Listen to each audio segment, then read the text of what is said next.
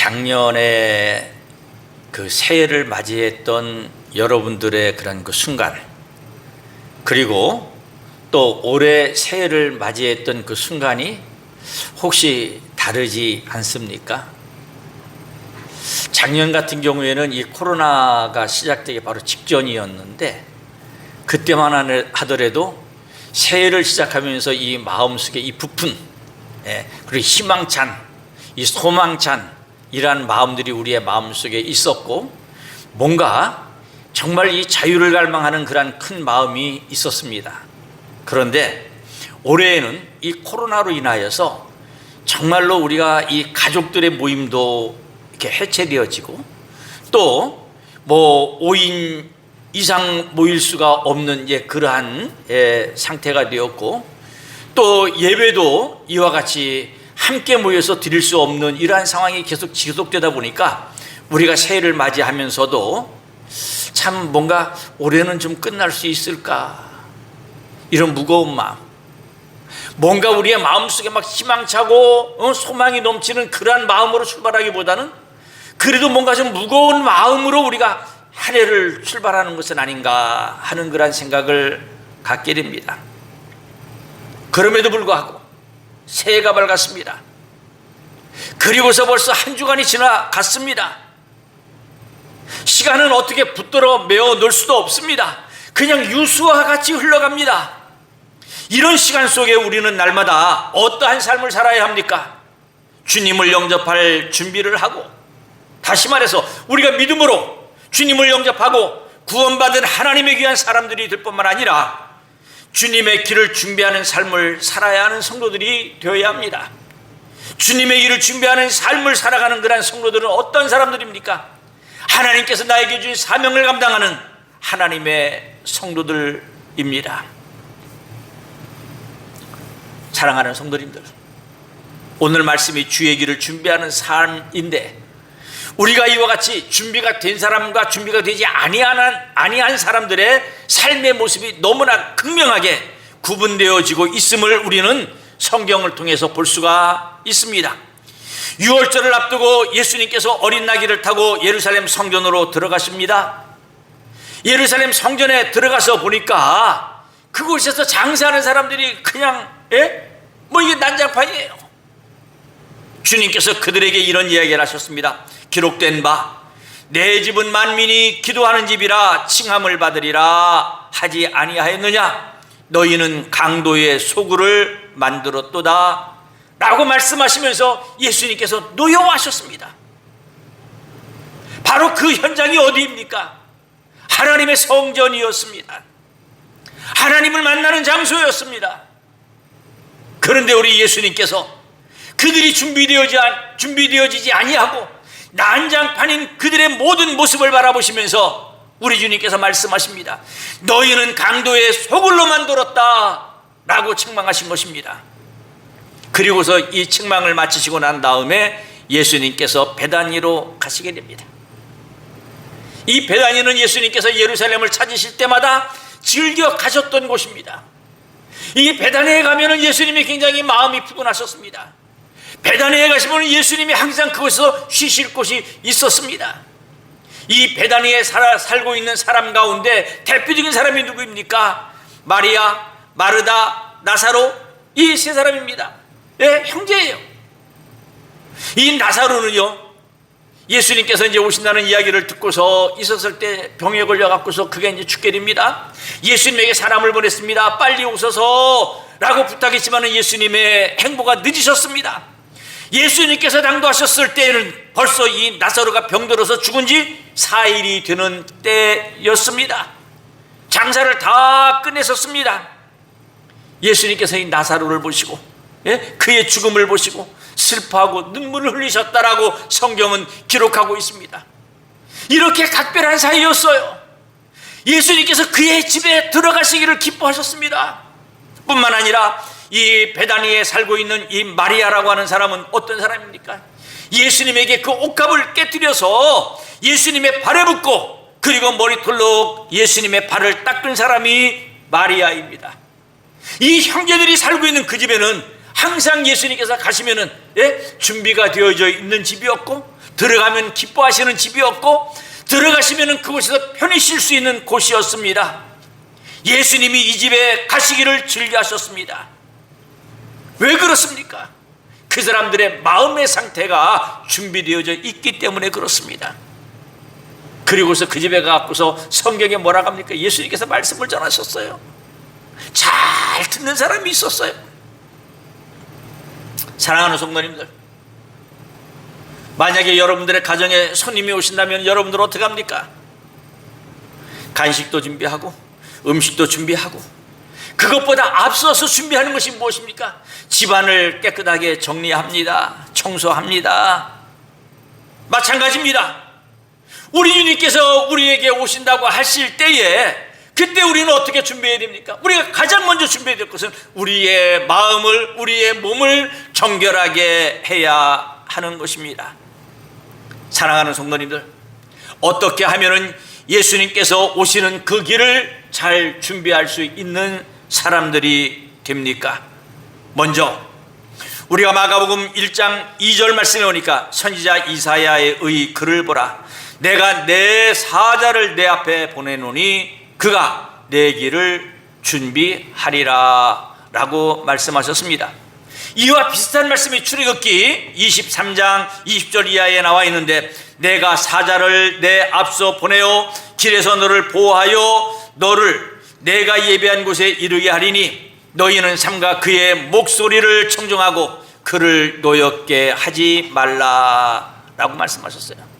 오늘 이 본문에서 주의 길을 준비하라, 그가 내 길을 준비하리라 이렇게 말씀하셨어요. 그 사람이 누구예요? 세례 요한이 예수님을 위해서 그의 앞길을 준비하기 위해서 이 땅에 오신 분이십니다. 우리는 비교하는 것을 즐겨하지요. 예수님과 이 세례 요한을 비교한다면은, 세례 요한이 형님이요 6개월 먼저 태어났어요. 그리고 또 집안이에요. 집안인데 우리가 이제 보게 되면은 이 세례 요한 같은 경우에는 아버지가요 제사장이에요. 그런데 이 예수님의 아버지는 목수예요. 이렇게 사회적인 그런 신분의 차이도 있었어요. 우리가 이와 같이 형님이고 사회적인 신분의 차이가 있었다면은 이 세례 요한이 더 큰 자예요.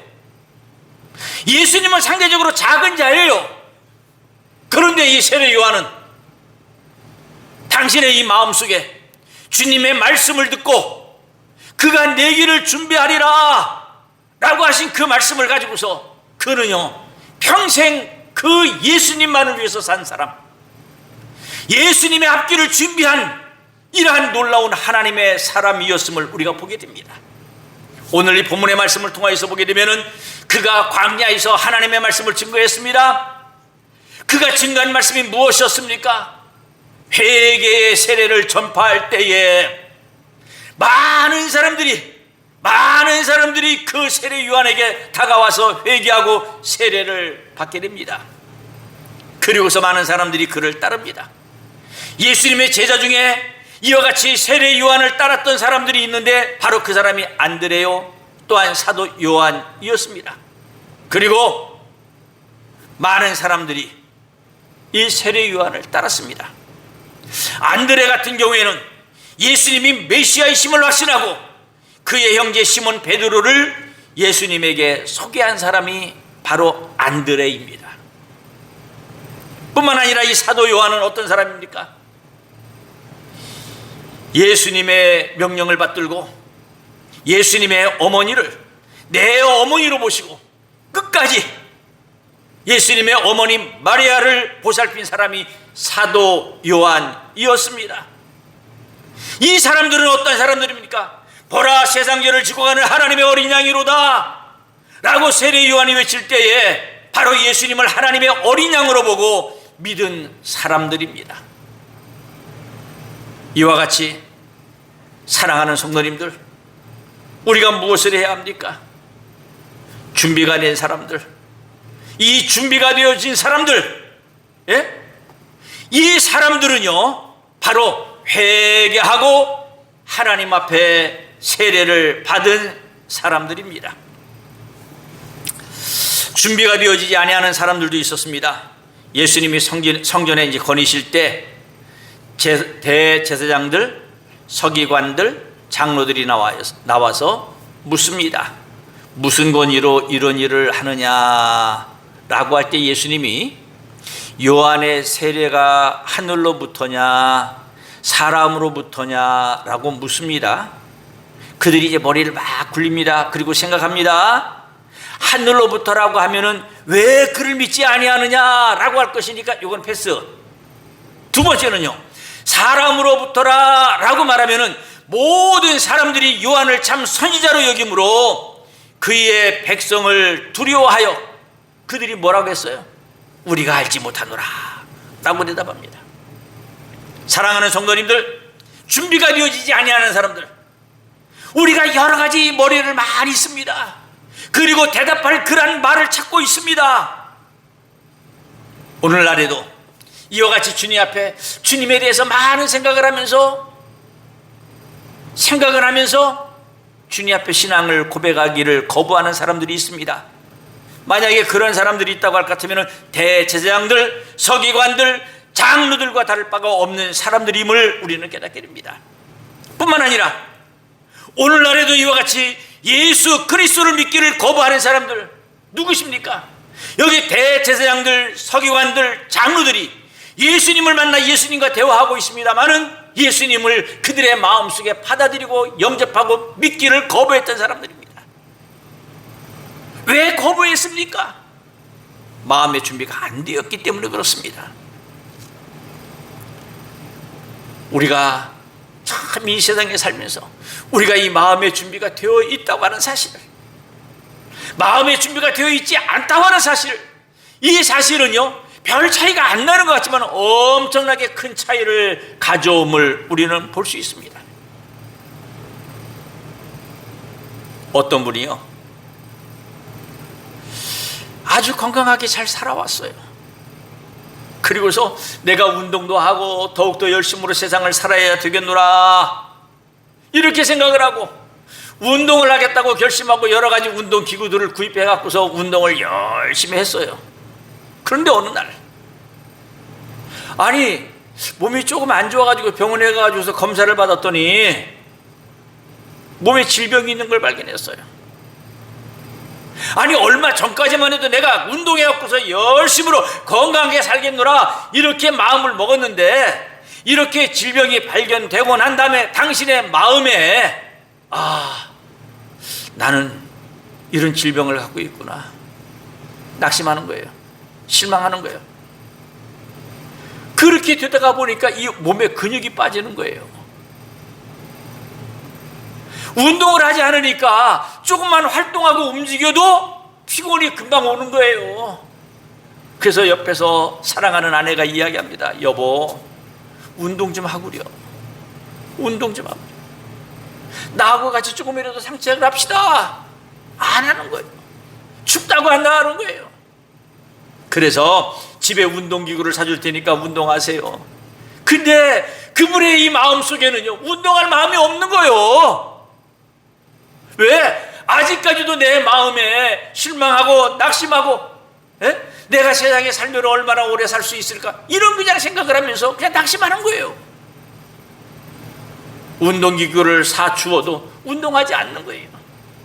사랑하는 성도님들, 우리가 아무리 질병이 와가지고서 우리를 죽음의 늪에 우리를 빠뜨린다고 할지라도 우리가 조그만 한 가지 그런 희망과 소망이 있다고 할 것 같으면은 그래 내가 지금은 이렇게 이 질병과 싸우고 있지만은 내가 이 세상에 사는 날 동안에는 건강하게 살아야 되겠다.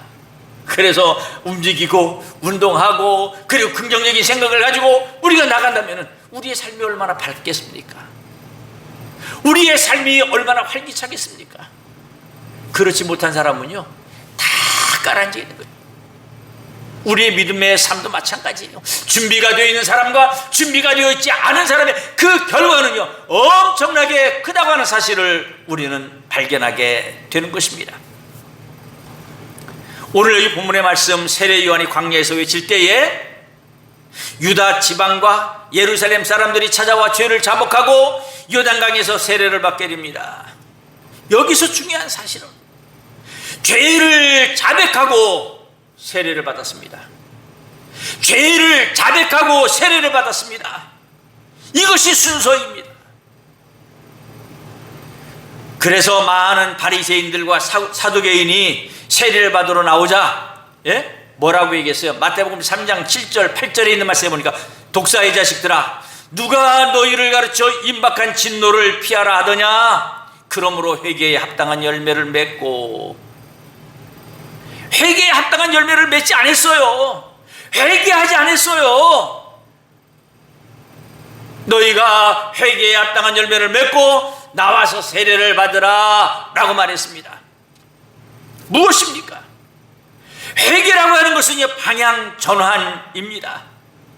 지금까지 내가 즐기던 그러한 곳을 향하여 가던 사람, 지금까지 내 생각과 내 뜻대로 살던 그러한 사람들이 이제 이 방향이 잘못되었음을 깨닫고 돌이켜 누구를 향해서 올바로 서느냐? 바로 우리 예수 그리스도를 향해서 서서 예수 그리스도를 바라보고 그분께서 하신 말씀을 가지고서 살아가는 사람, 바로 그 사람들이 회개한 사람입니다.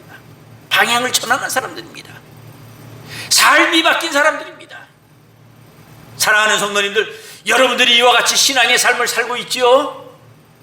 근데 여러분들의 그 삶 속에 뭔가 획기적인 무엇인가가 나타나지 않아가지고서 내 삶은 이렇게 변화가 없어, 그냥 어제나 오늘이나 그냥 비슷해, 이런 생각을 혹시 가지고 살고 있지는 않습니까? 그런데 오늘 이 순간에도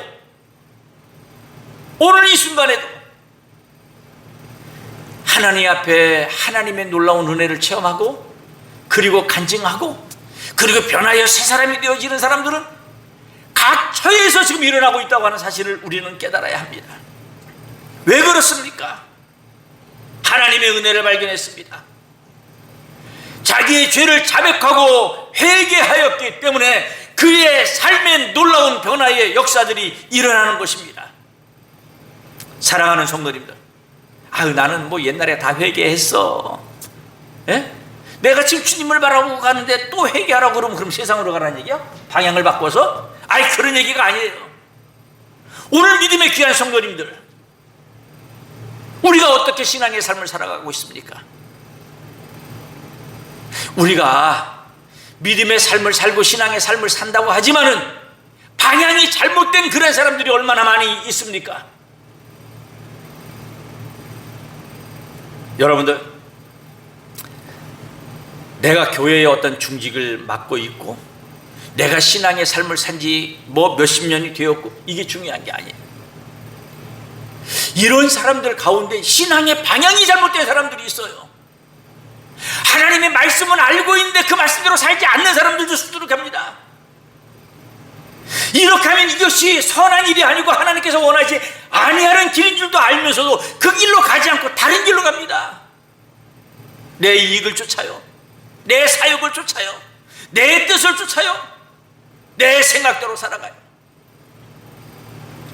이러한 모습을 바라볼 때 참 마음이 아파요. 교회가 어떤 공동체입니까? 예수 그리스도를 중심으로 한 사랑의 공동체예요. 근데 교회 안에 사랑이 없어. 왜 사랑이 없습니까? 그 사람들이 하나님의 말씀대로 예수 그리스도께서 우리에게 주신 그 말씀대로 살지 않기 때문에 이 사랑이라고 하는 공동체가 깨져버린 거예요. 그러니까 그러한 교회는요, 사랑이 없는 교회는요, 회개하고 돌이켜 그 사랑을 회복해야 합니다. 우리에게 믿음의 생기가 없습니까? 왜 그렇습니까? 우리의 이 믿음이 죽어있기 때문에 그렇습니다. 회개해야 됩니다. 주여, 내가 믿음이 부족하나이다. 회개하고 믿음을 회복하고 더욱더 우리의 삶 속에서 하나님의 말씀으로 활기찬 이러한 삶, 믿음의 삶을 우리가 살아가야 합니다. 우리가 이와 같이 깨닫지 못한다면 우리는 오래도록 신앙의 삶을 살아왔지만은 하나님께서 그다지 기뻐하시는 사람이 아니라고 하는 사실을 우리는 깨달아야 됩니다. 여기 오늘 말씀, 대제사장들, 서기관들, 장로들, 어떤 사람들이에요? 종교 지도자들이에요. 근데 이와 같이 세례 요한도 책망했을 뿐만 아니라 예수님도 책망하셨습니다. 왜 그래요? 그들이 믿음이 있노라 라고 종교 지도자들로서 그러한 삶을 살아왔습니다만 그들의 삶의 그런 방향성이 잘못됐다는 거예요. 우리가 그 방향이 잘못됐음에도 불구하고 그냥 계속 그 길로 그냥 가는 거예요. 마음이 아파요. 우리가 주님께서 이제 언제 오실지 모르지 않습니까? 우리가 지금 이때가 마지막 때라고 얘기하고 있지 않습니까? 이때 우리가 정신 차리고 회개하고 올바른 삶을 살아야지 우리 주님께서 오시는 그날 주님 앞에 설 수 있지, 그렇지 않다고 할 것 같으면은 주님께서 내가 너를 모르노라 라고 말씀하신다면은 얼마나 이게 황당한 일이에요. 사랑하는 성도님들, 정말로 우리는 주님 앞에 회개하여 준비된 사람으로 주님께서 오실 때 주님께서 우리를 영접하시고 주님께서 우리를 받아주시고 우리를 하나님의 나라로 인도하시는 정말로 복된 하나님의 사람들이 되시기를 주님의 이름으로 축복합니다. 아까도 앞에서 언급을 했습니다마는 세례 요한은 제사장의 아들입니다. 당시 이 제사장은요 귀족이었습니다. 부유층에 속하는 그런 사람이었습니다. 그러니까 부와 명예와 권세를 다 누릴 수 있는 사람이었습니다. 요즘 말로 말한다면 그는요 금수저입니다. 그렇지만 그는 어떠한 삶을 살았습니까? 광야에서 살았습니다. 낙타 털옷을 입고 살았습니다. 허리에는 가죽띠를 띠고 살았습니다. 메뚜기와 석청이를 먹으면서 살았습니다. 그의 이러한 삶은요, 그러니까 우리가 이제 이런 얘기를 하잖아요. 지금 세례 요한이 살았던 그가 활동했던 장소 광야예요.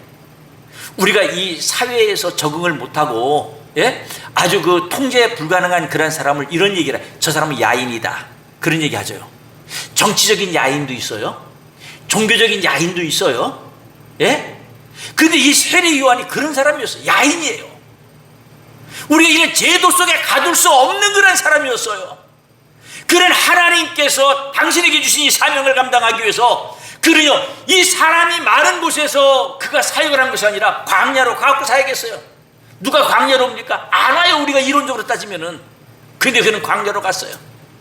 여기 말씀드린 대로 낙타 털옷을 입고 허리에는 가죽띠를 띠고 메뚜기와 석청이를 먹고 그러면서 광야에서 기거하면서 말씀을 전했어요.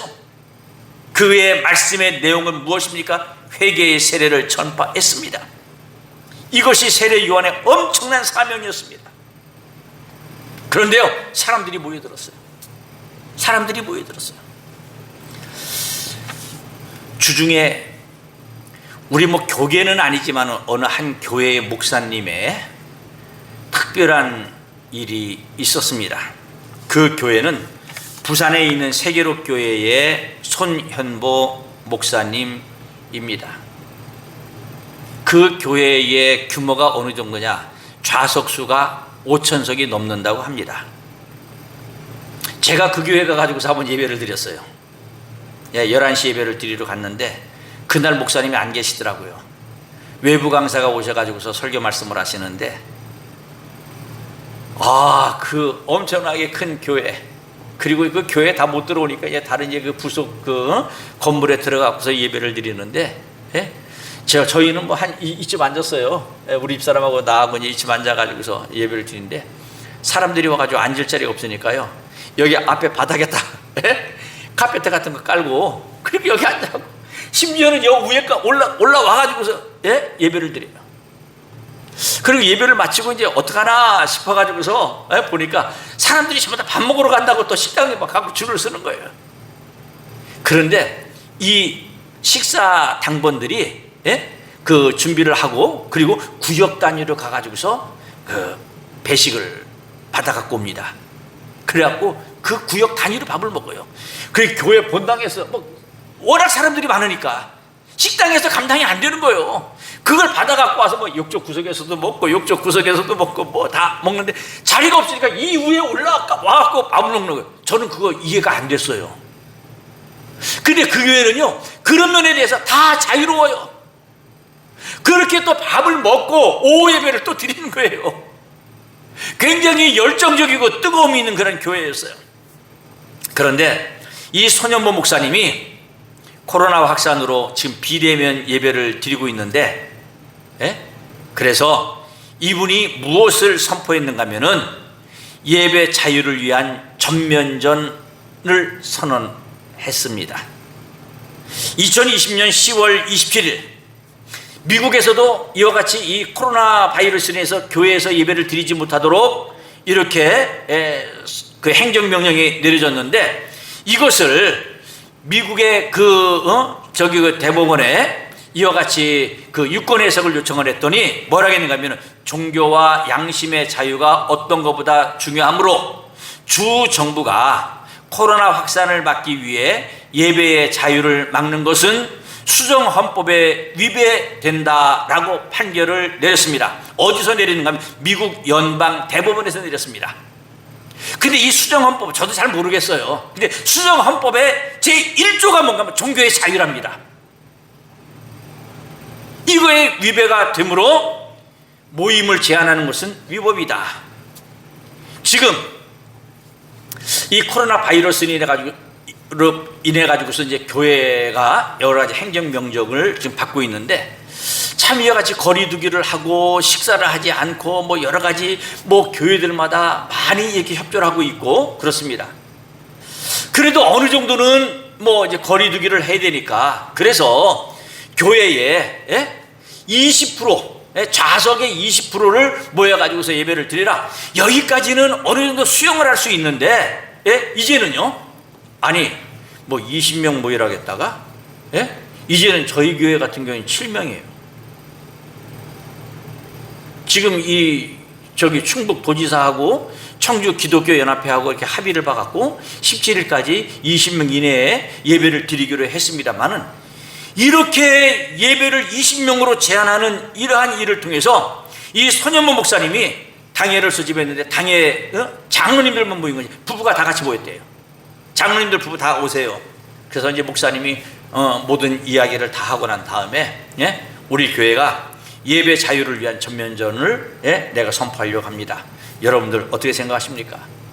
당회에서 전원 합의로. 그래서 이 세계력교회는요, 우리 교회가 행정명령을 받고 교회가 폐쇄되는 순간까지 하나님 앞에 예배를 드리겠습니다. 선언을 해버렸어요. 만약에 폐쇄 조치가 내려진다면 즉각 가처분 소송에 들어가겠다고 밝혔습니다. 좌석수 20% 예배 드릴 수 있음에도 불구하고 교회만 20명만 참석하여 비대면으로 예배를 드리도록 하는 이러한 강요되는 이러한 일들을 위해서 그 교회가 예배 자유를 위한 전면 선언을 했는데, 그래서 그들이 기도 제목이 두 가지입니다. 첫째는 코로나 종식, 예배 회복을 위한 기도입니다. 제가 이제 이 이야기를 듣고, 아니 대형 교회예요. 뭐 좌석수가 이제 5,000석이 이제 넘는다고 하니까 아마 이 교회도 한 만여 명 혹은 10,000명 이상 모이는 교회가 아닌가 이런 생각이 드는데, 그냥 그 목사님 그냥 가만히 계셔도 그냥 괜찮아요. 괜찮아요. 그럼에도 불구하고 목사님뿐만 아니라 당회 그리고 모든 성도들이 개인의 특권을 다 내려놓고 예배를 위해서 희생하기로 결정하신 겁니다. 예배를 드리지 않는 신앙은 있을 수가 없다.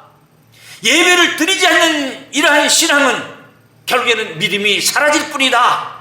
그래서 신앙의 자유, 예배의 자유를 위한 외침을 하게 된 것입니다.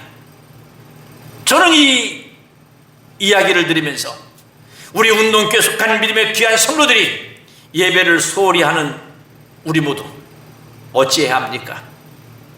회개해야 합니다. 예배를 결코 소홀히 해서는 안 돼요. 예배에 우리가 목숨을 걸어야 돼요.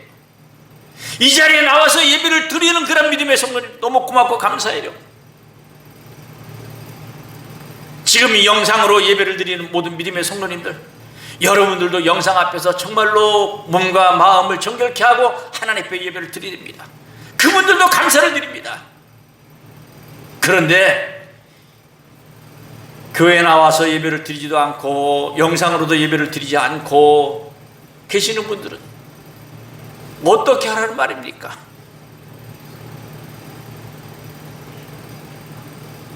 우리의 이러한 신앙의 삶이 길어질수록 우리는 믿음에서 떠나는데 그냥 가만히 내버려 둘 수는 없는 거 아닙니까? 우리가 그러한 사람들을 권면하고 그러한 사람들이 정말로 하나님 앞에서 회개하고 우리의 믿음을 새롭게 하는 그러한 삶을 살아가야 하는 것입니다. 누가복음 15장에 보면은 잃은 아들을 되찾은 아버지의 이야기가 나옵니다. 첫째 아들은요 굉장히 좀 보수적이고 둘째 아들은 좀 자유분방한 리버럴한 그러한 아들인 것 같습니다. 둘째 아들은요 아버지하고 나하고의 그 관계보다도 무엇을 더 중요하게 생각했느냐? 예? 그는요 소유에 관심이 많았어요. 아버지께서 내 분깃을 주신다면은 아버지 내 분깃을 주시옵소서. 이 소유에 대한 관심. 우리가 이제 그 부모님들이 그 재산이 많다가 보면은 자녀들 가운데 소유에 관심이 많은 사람들이 부모님을 찾아와서 제가 이번에 무슨 사업을 해야 되는데 돈이 부족하다고 돈 좀 빌려주실 수 있느냐고 말이 빌려달라고 하는 거지 갖고 가면요 이자도 안 줘요. 부모님 생활도 책임 안 져요. 부모님이 돈이 없다고 안 준다고 그러면요 뭐라고 얘기해? 제가 이 사업 설명을 얼마나 잘하는지 그렇게 되기만 하면은 내가 부모님의 모든 삶을 책임지고 그리고 내가 부모님께로부터 받은 거에 대해서 이자를 갚아갖고 얼마를 더 드리겠다고. 근데 그렇게 받아간 사람들이 성공하는 사람들이 그렇게 많지가 않은 것 같아요. 제가 볼 때 거의 다 망하는 거예요. 그러니까 본인도 망하고 부모도 망하고. 여기 둘째 아들이요 아버지의 소유에 대해서 관심이 있었어요. 그리고 그 소유를 받아가지고서 내가 세상에 나가가지고서 좀 자유로운 삶을 살아야 되겠다 이런 생각을 갖고 있었습니다. 그래서 그가 아버지께로부터 소유를 분할 받아가지고서 세상으로 향하여서 그가 어떤 삶을 살았냐? 단 한마디로 허랑방탕한 삶을 살았습니다. 이런 삶이 계속 지속되었습니다. 자기의 주머니에 돈이 다 떨어지는 줄도 몰랐습니다. 이 돈을 가지고 자기 자신을 위해서 살고 친구들과 함께 허랑방탕하게 막 썼습니다. 돈이 많으니까 막 썼어요. 근데 어느 날 이게 바닥이 난 거예요. 근데 때마침 흉년이 왔어요. 친구들에게 나 좀 도와달라 그러니까 친구들이 다 등 돌리고 도망가는 거예요. 자기 혼자 남은 거예요. 흉년이 와가지고서 먹을 것도 없는데 돼지들이 먹는 쥐염 열매를 그가 찾았습니다만 그것조차도 먹을 수가 없었어요. 흉년이 들어서 절대 빈곤의 자리에 거하게 된 것입니다. 이 둘째 아들이요 그때서야 정신을 차리게 됩니다. 아버지를 생각하게 됩니다. 내가 아버지의 아들이 아니었는고 내 아버지 집에 가면 이렇게 풍족한데 이런 생각을 갖게 된 거예요. 여기서 내가 줄여 죽게 되었구나. 그래서 그는요 회개합니다. 아버지의 집을 향해서 갑니다. 아버지는요 아들 찾으러 다니지 않았어요.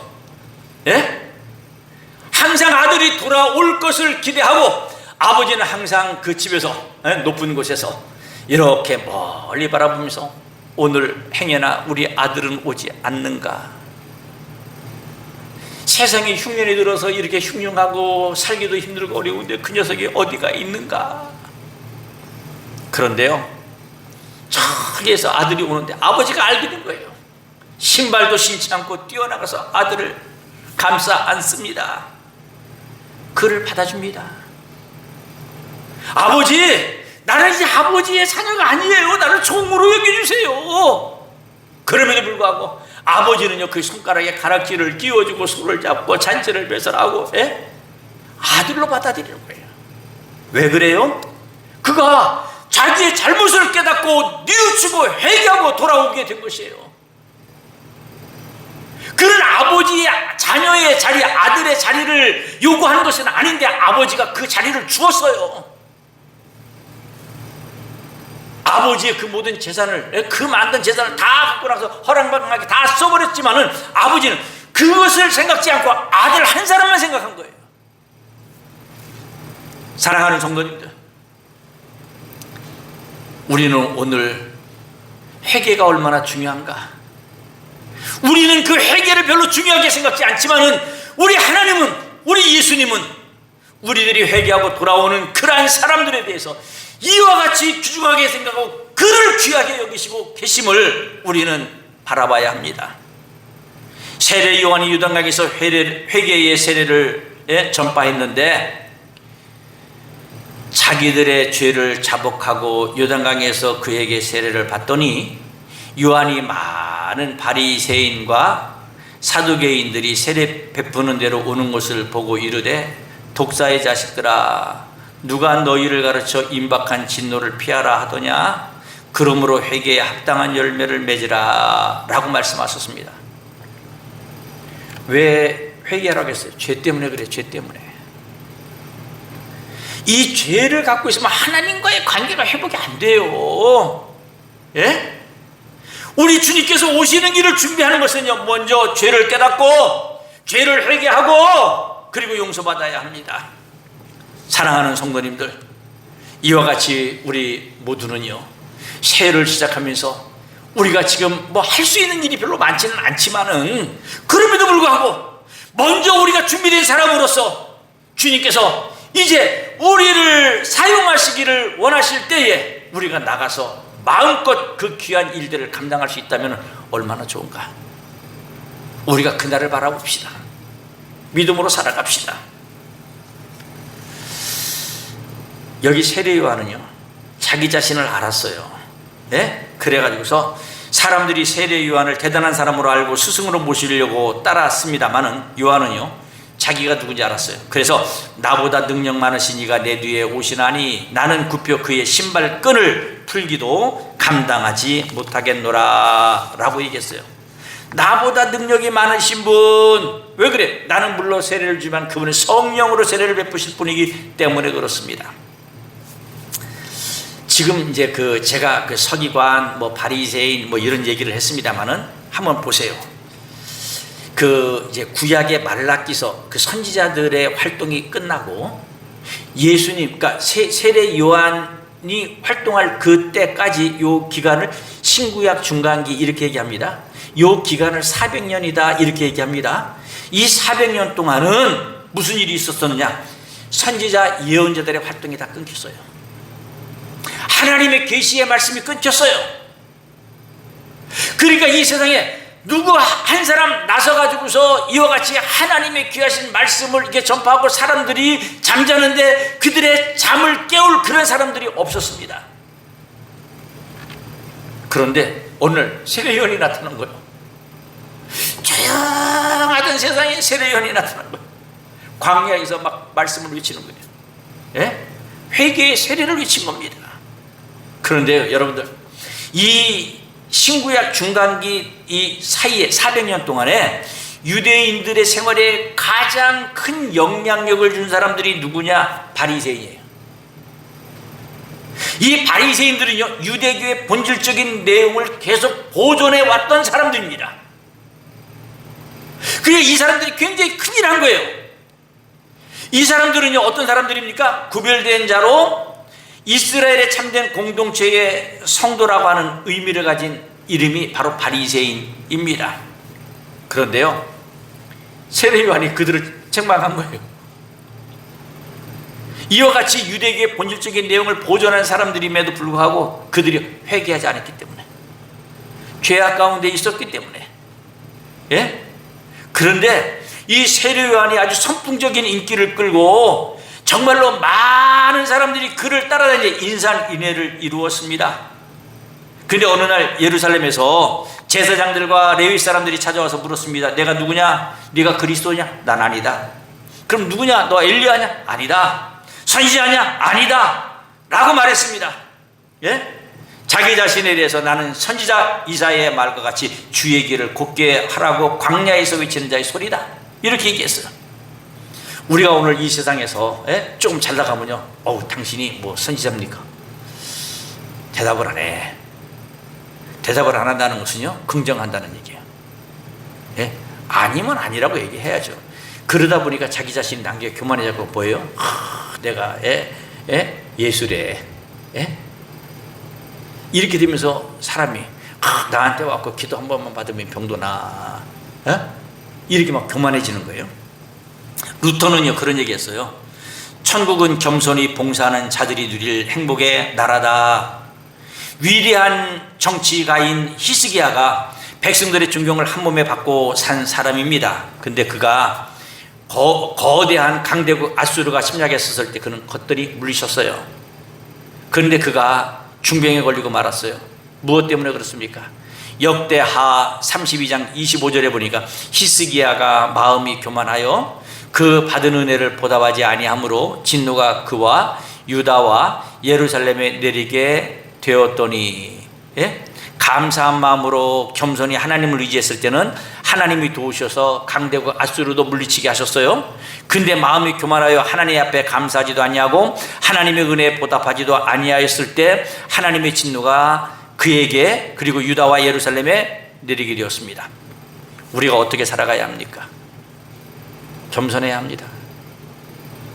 하나님의 은혜를 받고 감사할 줄 아는 사람이 되어야 합니다.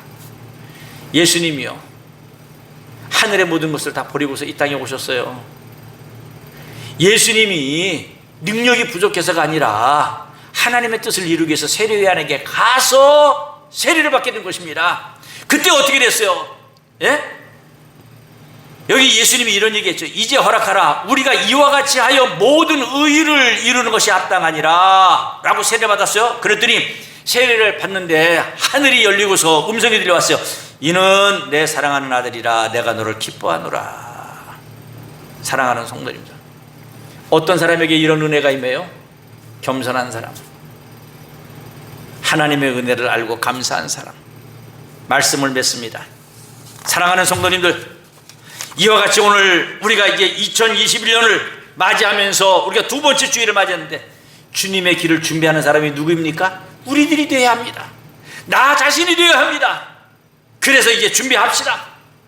지금까지 우리가 우리의 마음속에 있던 죄를 회개하지 못했다고 할 것 같으면 죄를 회개하고, 그리고서 우리 주님의 은혜를 힘입고, 그리고 감사한 마음과 겸손한 마음을 가지고서 우리가 나아갈 때 우리의 삶 속에 하나님의 놀라우신 은혜와 축복이 임할 줄로 믿습니다. 하나님께서 우리를 사용하시고자 하실 때 언제든지 나가서 쓰임받는 하나님의 사람이 될 줄로 믿습니다. 그래서 하나님 앞에 쓰임받고 우리의 귀한 사명을 주를 위해서 다 바쳐 주님의 생명책에 그의 이름들이 기록되어지므로 영광스러운 자리에 임하는 하나님의 귀한 종들이 되시기를 주님의 이름으로 축복합니다.